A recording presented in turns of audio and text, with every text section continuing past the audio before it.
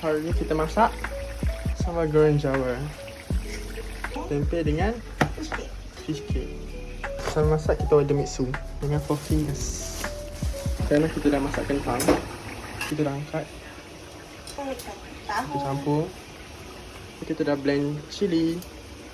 Okay, kita dah panaskan minyak dan kita dah masukkan bawang. Ni semua dah ada kentang, tempe, tahu dengan fish cake, cili, ikan bilis. Okay, kita nasi dah panas. Nasi ni bau dia wangi. Okay, kita masukkan cili. Okay, kita masukkan garam. Okay, kita dah masukkan semua bahan tadi. Okay, dah sebati. Lepas tu masukkan kecap. Okay, dah rata. Kita masukkan. So, nak rasa tadi tangan aku lah. So, boleh cakap. Gitu kita masukkan ikan bilis. Dah siap. Rasa apa? Rasa tak terkata silapnya.